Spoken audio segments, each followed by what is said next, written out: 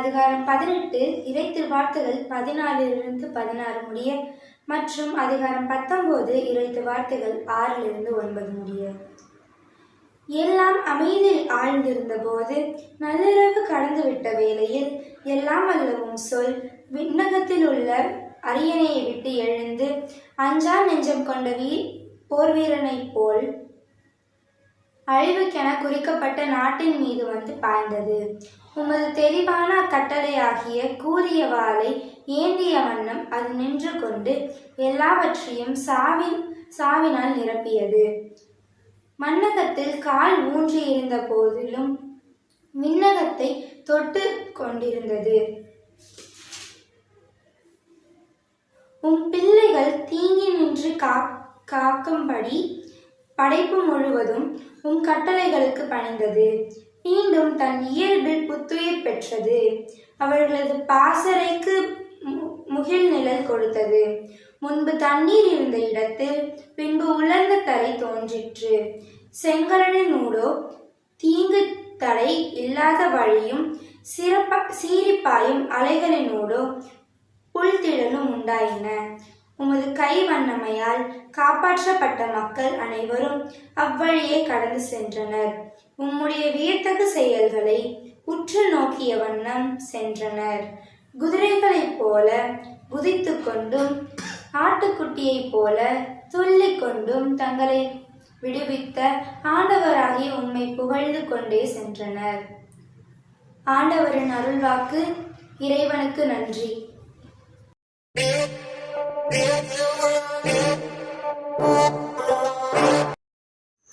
லூக்கா எழுதிய தூய நற்செய்தியிலிருந்து வாசகம். அதிகாரம் 18 இறை திருவார்த்தைகள் 1-8 முடிய. அவர்கள் மனம் தளராமல் எப்பொழுதும் இறைவனிடம் மன்றாட வேண்டும் என்பதற்கு இயேசு ஓர் உவமை சொன்னார். ஒரு நகரில் நடுவர் ஒருவர் இருந்தார். அவர் கடவுளுக்கு அஞ்சி நடப்பதில்லை, மக்களையும் மதிப்பதில்லை. அந்நகரில் கைம்பெண் ஒருவரும் இருந்தார்.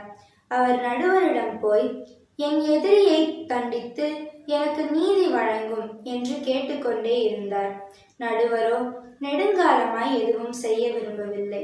பின்பு அவர், நான் கடவுளுக்கு அஞ்சுவதில்லை, மக்களையும் மதிப்பதில்லை என்றாலும் இக்கைம்பெண் எனக்கு தொல்லை கொடுத்து கொண்டே இருப்பதால் நான் இவருக்கு நீதி வழங்குவேன். இல்லையானால் இவர் என் உயிரை வாங்கிக் கொண்டே இருப்பார் என்று தமக்குள்ளே சொல்லிக் கொண்டார். பின் ஆண்டவர் அவர்களிடம், நேர்மையற்ற நடுவரே இப்படி சொன்னார் என்றால் தாம் தேர்ந்தெடுத்து கொண்டவர்கள் அல்லும் பகலும் தம்மை நோக்கி கூக்குரலிடும்போது கடவுள் அவர்களுக்கு நீதி வழங்காமல் இருப்பாரா? அவர்களுக்கு துணை செய்ய காலம் தாழ்த்துவாரா? விரைவில் அவர்களுக்கு நீதி வழங்குவார் என நான் உங்களுக்கு உறுதியாக சொல்கிறேன். ஆயினும் மானிட மகன் வரும்போது மண்ணுலகில்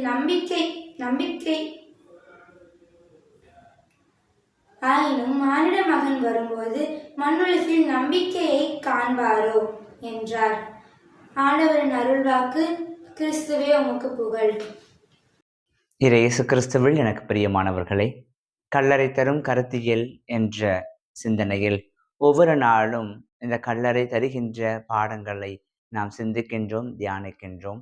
அதை நம்முடைய வாழ்வில் வாழ்வாக்க முற்பட்டு கொண்டிருக்கின்றோம். அந்த நிலையில் இன்று ஒரு வகையான ஒரு புதிய வார்த்தையாக உங்களோடு பகிர்ந்து கொள்ள நான் ஆசைப்படுகின்றேன்.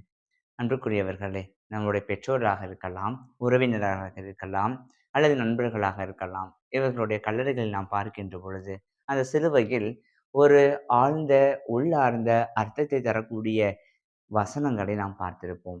சிறப்பாக அது வசனம் என்று சொல்வதை காட்டிலும் அழகான ஒரு வார்த்தையை பொறிக்கப்பட்டிருப்பதை நாம் பார்த்திருப்போம்.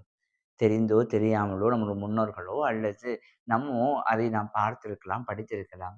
அது என்ன வார்த்தை என்று நாம் பார்க்கின்ற பொழுது இவ்வாறாக பொறிக்கப்பட்டிருக்கின்றோம்.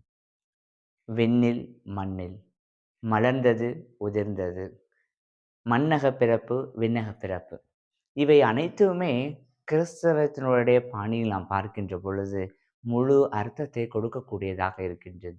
ஒவ்வொரு பிறப்பும் எவ்வாறு கடவுளால் நியமிக்கப்படுகின்றதோ, அது ஒரு மகிழ்ச்சியை தரக்கூடியதாக இருக்கின்றதோ, அதே போல ஒவ்வொரு இறப்பும் அதற்கான அனுபவத்தையும் அதனுடைய பாடத்தையும் நமக்கு கற்றுக் கொடுக்கின்றன.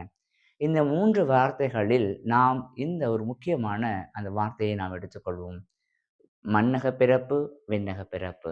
அன்புக்குரியவர்களே, விண்ணக பிறப்பு என்று சொல்லுகின்ற பொழுது ஏதோ வெறுமனே புனிதர்களுக்காக நாம் மட்டுமல்ல, மாறாக இந்த மண்ணுலகில் வாழ்ந்த அனைவருமே, ஆண்டவர் இயேசு கிறிஸ்துவில் விசுவாசம் கொண்ட வாழ்ந்த அனைவருமே, அவர்கள் இறக்கின்ற பொழுது அவர்கள் விண்ணில் பிறக்கின்றார்கள். இதுதான் அவர்கள் எப்பொழுதும் அந்த தூதர்களோடு அங்கே ஆண்டவரை, கடவுளை போற்றி புகழ்வதை நாம் பார்க்கின்றோம். இந்த இறப்பு நம்மால் ஏற்றுக்கொள்ள முடியாததாக தான் இருக்கிறது. இந்த இறப்பு நம்மால் தாங்க முடியாத துயரத்தை தந்தாலும் கூட, கிறிஸ்தவராகிய நமக்கு அது ஒரு மீண்டும் அவர்களுக்கு ஒரு மறுபிறப்பு. ஆகவே இதனை உணர்ந்தவர்களாக தொடர்ந்து இறை நம்பிக்கையோடும் விசுவாசத்தோடும் வாழ முற்படுவோம். உயிர்த்தெழுதலும் வாழ்வும் நானே, எனில் விசுவாசம் கொள்பவர் இறப்பினும் வாழ்வர் என்ற நம் ஆண்டவர் இயேசு கிறிஸ்துவனுடைய இந்த வார்த்தையை நாம் எப்பொழுதும் மனதில் இருத்தியவர்களாய், இறந்தாலும் வாழக்கூடிய விண்ணக விண்ணக பிறப்பெடுக்கக்கூடிய அந்த நமது முன்னோர்களை அல்லது விண்ணக பிறப்பெடுத்திருக்கின்ற நமது முன்னோர்களுக்காக தொடர்ந்து இறைவேடல் வெல்லுவோம். அதே போல நாமும் நம்முடைய வாழ்விலும் இந்த இறப்பை குறித்து ஒரு வகையான கலக்கமோ அச்சமோ இல்லாமல் தைரியத்துடன் அதனை எதிர்கொள்ள அருள் வேண்டுவோம். நாம் மண்ணகத்தில் பிறந்திருக்கின்றோம், மீண்டுமாக நம்மளுக்கு மறுபிறப்பு என்று விண்ணக பிறப்பு அமைந்திருக்கிறது என்பதை உணர்ந்தவர்களாக வாழ அருள் வேண்டுவோம். மன்றாடுவோமாக. எங்களை எந்நாளும் பாதுகாத்து வழிநடத்தும் அன்பின் ஆண்டவரே, இதோ ஒவ்வொரு பிறப்பும் எங்களுக்கு ஒரு வகையான பாடத்தை கற்றுக் கொடுக்கின்றது என்பதை நாங்கள் நினைத்து நாங்கள் உமக்கு இடையராது நன்றி செலுத்துகின்றோம். இறைவா, நாங்கள் ஒவ்வொரு முறையும் எல்லா நிலையிலும் உம்மை நோக்கி மன்றாடுகின்ற பொழுது நீர் எங்களுக்கு செவி சாய்ப்பீராக. எங்களுடைய முன்னோர்கள் உம்மில் விசுவாசம் கொண்டு வாழ்ந்து விண்ணக பிறப்பு எடுத்திருக்கிறார்கள் என்ற அந்த மகிழ்ச்சியோடு நாங்கள் வாழவும், தொடர்ந்து உம் மீது விசுவாசம் கொண்டு வாழவும் எங்களுக்கு ஆற்றல் அருள் தருவீராக. எங்கள் ஆண்டவராகிய கிறிஸ்து வழியாக உம்மை மன்றாடுகின்றோம். ஆமென். இந்த நாள் இனிய நாளாக அமைய உங்களை வாழ்த்துகிறேன். உங்களுக்காகவும் ஜெபிக்கிறேன்.